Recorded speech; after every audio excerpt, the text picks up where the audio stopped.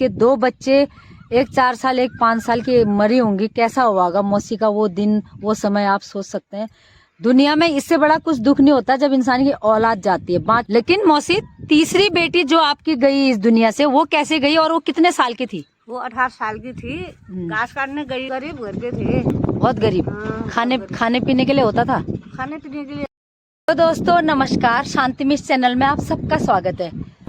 हर इंसान के जीवन में दुख भी है, सुख भी है, लेकिन हमको अपना दुख सबसे ज्यादा लगता है। अगर हम समाज में देखते हैं, कुछ ऐसे लोग भी हैं जिनके दुख की कोई पराकाष्ठा नहीं है, मतलब अथाह दुख उन्होंने देखे होते हैं, इतने अथाह दुख कि जिस दुख की कोई भरपाई भी नहीं होती है, फिर भी वो लोग अपना जीवन जीते हैं और धीरे धीरे खुशी खुशी से जीते हैं। तो ऐसी ही एक शख्सियत ही कहूँगी मैं, क्योंकि बहुत बड़ा, बहुत महान बनना ही बड़ी बात नहीं है। अगर जीवन में बहुत सारे ऐसे दुख कष्टों को सहकर आदमी अपना जीवन पार लगाता है तो उसको भी हम शख्सियत ही कहेंगे। तो मेरी लाइफ में भी एक ऐसी शख्सियत है, वो मेरी मौसी है, अपनी मेरी सगी मौसी है। और लेकिन मेरी मौसी के साथ मिलने का मुझे सौभाग्य बोलो या दुर्भाग्य बोलो नहीं मिला, क्योंकि वो अपने जीवन में बहुत दुखी थी और मैं भी बचपन से उनसे बहुत दूर ही रही। उनसे ही आपको मिलाती हूँ और उनके जीवन की कुछ घटनाएं जो बहुत ही दुखदाई, मतलब सुन के आप लगेगा आपको कि शायद आप उनसे कम दुखी हैं। तो दोस्तों ये है मेरी मौसी। मौसी प्रणाम। बच्चे रहा तो मैं कितने साल की थी जी जब आप मुझसे मिली थी? 5 साल की थी। 5 साल की थी। उसके बाद आज ही मिल रहा है मौका। यानी मौसी, आपकी शादी कितने उम्र में हो गई थी? 9 साल में हो गई थी। 9 साल में हो गई थी। और जिनके साथ आपकी शादी हुई यानी मेरे मौसा जी, उनकी उम्र कितनी थी? 11 साल। 11 साल की उम्र थी। तो मौसी 9 साल, और उस समय से आप अपने ससुराल में ही थी? अपने ससुराल में थी। अपने ससुराल में रही बचपन से ही। तो आप शादी के कितने साल बाद माँ बनी होंगी? मतलब बच्चे आपके कितने साल बाद हुए? 14 साल के बाद बनी माँ। 14 साल में माँ बन गई थी आप। मौसी, आपके जिस घर में आपकी शादी हुई थी, या वो मतलब पैसे वाला घर था या फिर गरीब घर की थी? गरीब घर के थे, बहुत गरीब। खाने पीने के लिए होता था? खाने पीने के लिए तो होता था, पैसे की कमी थी। पैसे की कमी थी। मौसा जी को अभी मतलब इस दुनिया से चले गए हो कितने साल हो गए? वो 2001 में चले गए, यानी आप 23 साल हो गए। 23 साल हो गए उनको खत्म हुए। 22 साल पूरा हो गया, 23 लग गया। मौसी, आपके बच्चे कितने पैदा हुए? मेरे 6 लड़के हो गए। 6 लड़कियाँ?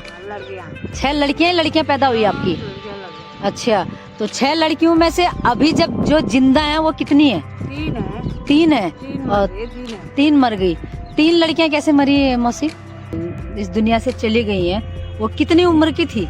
एक 7 साल की थी, एक 5 साल की। अच्छा, वो दोनों को क्या हुआ था? मतलब तबीयत खराब हुई थी, क्या हुआ था? दोनों को बुखार आया था, एक ही जैसी बीमार हुई थी, इलाज नहीं कर, मतलब दोनों का इलाज नहीं कर पाई आप?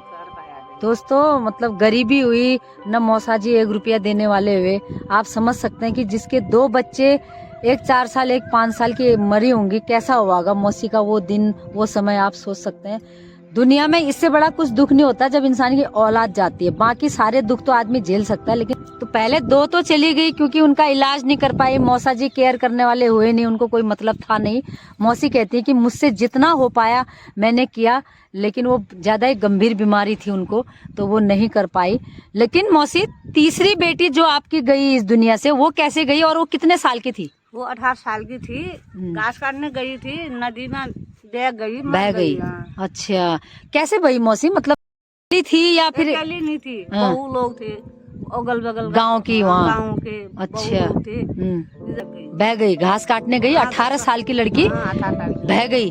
और उसकी लाश कुछ मिली बाद में? शाम को 4 बजे मिली। माँ लोगों ने ढूंढा या फिर अपने आप ही साइड में लग गई थी? ढूंढा। कितने साल पहले की बात है? वो हो गए उसका 16 साल हो गए। 16 साल हो गए। अच्छा, वो मतलब कितने नंबर की लड़की थी वो?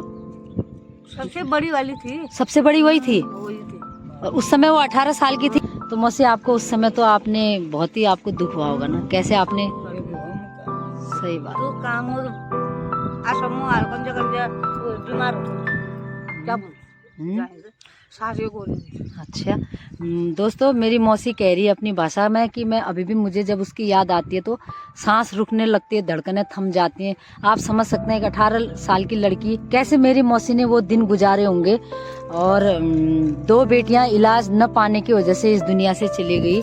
मैं आप तक इसकी कहानी बताना चाह रही थी कि जीवन में आदमी कितना दुख झेल के भी आगे का जीवन बिताता है। और अब मेरी मौसी शायद खुश है क्योंकि उनकी 3 बेटियों की शादी अच्छे घर में ही हुई है ना मौसी। अब आप खुश है ना तीनों बेटियों के घर गृहस्थी से। और दोस्तों, आपने मेरी मौसी की एक खासियत तो देखी होगी कि मेरी मौसी जब भी बात करती हैं या बोलती हैं या ऐसे भी बैठी रहती हैं तो ऐसा लगता है जैसे मौसी हंस रही हैं, मुस्कुरा रही हैं।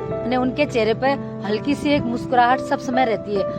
तो मैंने पूछा, मौसी आपको इतने सारे दुख थे, वो भी ऐसे कुदरती दुख जिसकी कोई भरपाई नहीं है, हंसता हुआ चेहरा आप कैसे आपका इतना रहता है? तो मेरी मौसी ने बहुत मासूमियत से जवाब दिया कि बेटा, इसी हंसी से शायद मैं जिंदा हूँ, वरना मैं भी कब की मर जाती।